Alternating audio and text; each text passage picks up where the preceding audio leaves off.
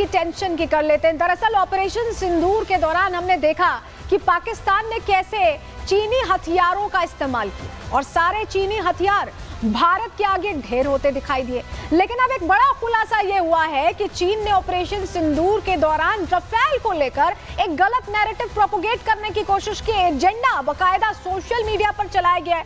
हुआ क्या है, चलिए आपको खबर बताते हैं।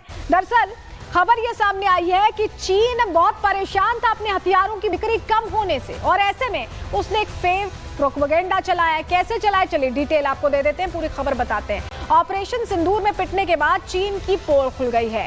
फ्रांसीसी मिलिट्री और सीक्रेट अधिकारियों ने बड़ा दावा कर दिया है। चीन ने राफेल के खिलाफ फेक प्रोपेगेंडा चलाई, ये रिपोर्ट्स कहती हैं। राफेल की क्षमता पर सवाल खड़े करने के लिए बकायदा ऑपरेशन उनकी तरफ से चलाया गया। प्रोपेगेंडे के लिए चीन ने अपने दूतावासों का इस्तेमाल किया, रिपोर्ट में कहा गया है। चीनी मिलिट्री डिप्लोमेट्स ने बिक्री को नुकसान पहुंचाने की कोशिश की जिससे कि वो अपना नैरेटिव सेट कर सके और वो ये बता सके कि उनके हथियार ज्यादा अच्छे हैं। लेकिन भारतीय हथियारों ने, भारतीय सुरक्षा बलों ने ऑपरेशन सिंदूर के जरिए न सिर्फ चीन को धराशायी किया बल्कि मार्केट में हथियारों की पोल भी खोल दी। लेकिन फ्रांसीसी रिपोर्ट में कैसे खुलासा हुआ है, इस रिपोर्ट के जरिए आपको बता रहे हैं।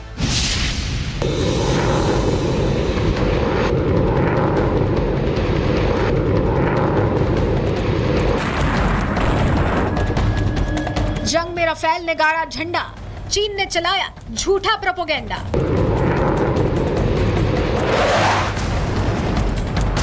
राफेल के वार से टेंशन, पिटने के बाद फेक ऑपरेशन।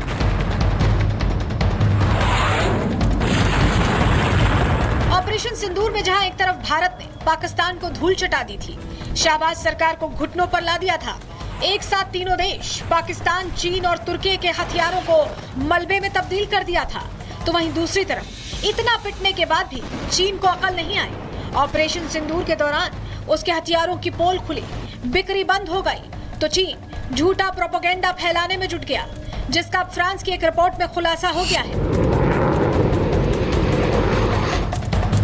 फ्रांसीसी खुफिया रिपोर्ट के मुताबिक चीन ने राफेल की बिक्री प्रभावित करने के लिए दूतावासों का इस्तेमाल किया और उनके जरिए झूठ फैलाया ताकि राफेल लड़ाकू विमान की प्रतिष्ठा और बिक्री को नुकसान पहुंचाया जा सके।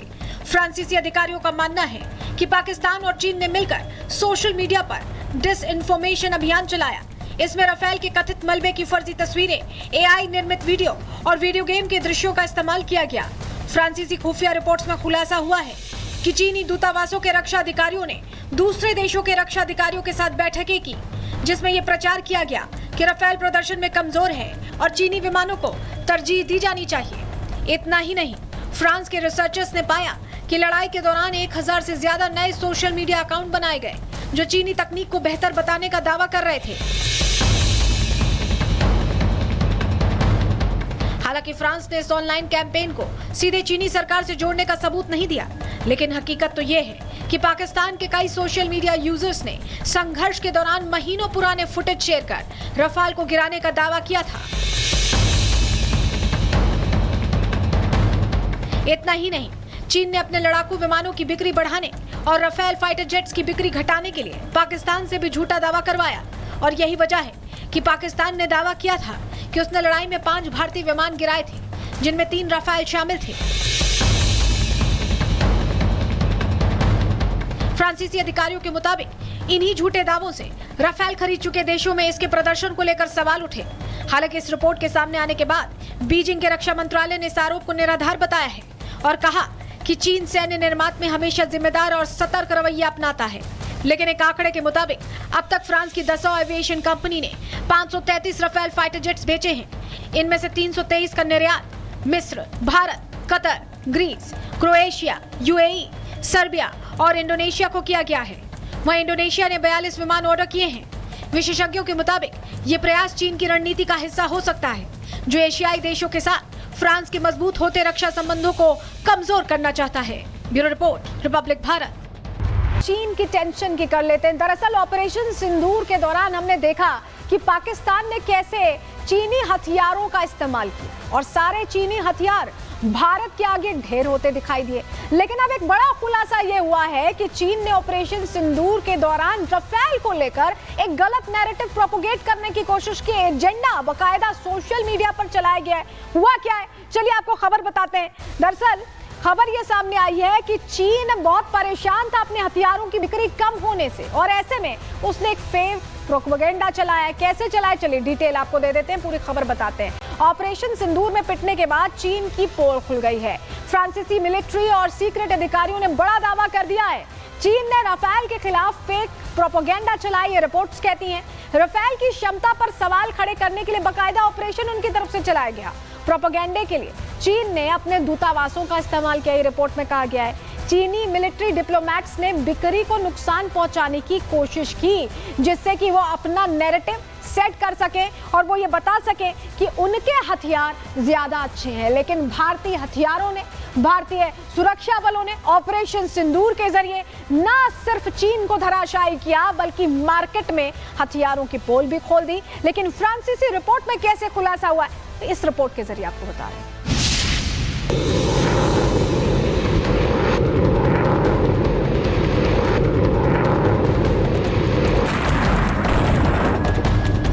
जंग में राफेल ने गाड़ा झंडा, चीन ने चलाया झूठा प्रोपेगेंडा।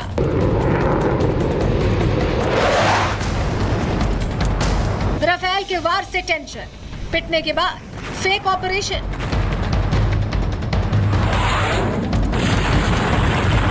ऑपरेशन सिंदूर में जहां एक तरफ भारत ने पाकिस्तान को धूल चटा दी थी, शहबाज सरकार को घुटनों पर ला दिया था, एक साथ तीनों देश पाकिस्तान, चीन और तुर्की के हथियारों को मलबे में तब्दील कर दिया था, तो वहीं दूसरी तरफ इतना पिटने के बाद भी चीन को अकल नहीं आई। ऑपरेशन सिंदूर के दौरान उसके हथियारों की पोल खुली, बिक्री बंद हो गई, तो चीन झूठा प्रोपेगेंडा फैलाने में जुट गया, जिसका फ्रांस की एक रिपोर्ट में खुलासा हो गया है।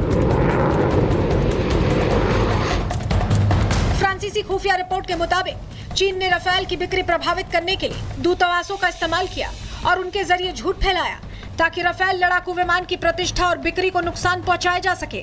फ्रांसीसी अधिकारियों का मानना है कि पाकिस्तान और चीन ने मिलकर सोशल मीडिया पर डिसइंफॉर्मेशन अभियान चलाया। इसमें राफेल के कथित मलबे की फर्जी तस्वीरें, एआई निर्मित वीडियो और वीडियो गेम के दृश्यों का इस्तेमाल किया गया। फ्रांसीसी खुफिया रिपोर्ट्स में खुलासा हुआ है कि चीनी दूतावासों के रक्षा अधिकारियों ने दूसरे देशों के रक्षा अधिकारियों के साथ बैठकें की, जिसमें यह प्रचार किया गया कि राफेल प्रदर्शन में कमजोर है और चीनी विमानों को तरजीह दी जानी चाहिए। इतना ही नहीं, फ्रांस के रिसर्चर्स ने पाया कि लड़ाई के दौरान 1000 से ज्यादा नए सोशल मीडिया अकाउंट बनाए गए, जो चीनी तकनीक को बेहतर बताने का दावा कर रहे थे। हालांकि फ्रांस ने इस ऑनलाइन कैंपेन को सीधे चीनी सरकार से जोड़ने का सबूत नहीं दिया, लेकिन हकीकत तो यह है कि पाकिस्तान के कई सोशल मीडिया यूजर्स ने संघर्ष के दौरान महीनों पुराने फुटेज शेयर कर राफेल को गिराने का दावा किया था। इतना ही नहीं, चीन ने अपने लड़ाकू विमानों की बिक्री बढ़ाने और राफेल फाइटर जेट्स की बिक्री घटाने के लिए पाकिस्तान से भी झूठा दावा करवाया, और यही वजह है कि पाकिस्तान ने दावा किया था कि उसने लड़ाई में 5 भारतीय विमान गिराए थे, जिनमें 3 राफेल शामिल थे। फ्रांसीसी अधिकारियों के मुताबिक इन्हीं झूठे दावों से राफेल खरीद चुके देशों में इसके प्रदर्शन को लेकर सवाल उठे। हालांकि इस रिपोर्ट के सामने आने के बाद बीजिंग के रक्षा मंत्रालय ने इस आरोप को निराधार बताया है और कहा कि चीन सैन्य निर्माण में हमेशा जिम्मेदार और सतर्क रवैया अपनाता है। लेकिन एक आंकड़े के मुताबिक अब तक फ्रांस की दसों एविएशन कंपनी ने 533 राफेल फाइटर जेट्स बेचे हैं। इनमें से 323 का निर्यात मिस्र, Bharat, Qatar, Greece, Croatia, UAE, Serbia और इंडोनेशिया को किया गया है। वहीं इंडोनेशिया ने 42 विमान ऑर्डर किए हैं। विशेषज्ञों के मुताबिक ये प्रयास चीन की रणनीति का हिस्सा हो सकता है, जो एशियाई देशों के साथ फ्रांस के मजबूत होते रक्षा संबंधों को कमजोर करना चाहता है। Bureau report, Republic Bharat.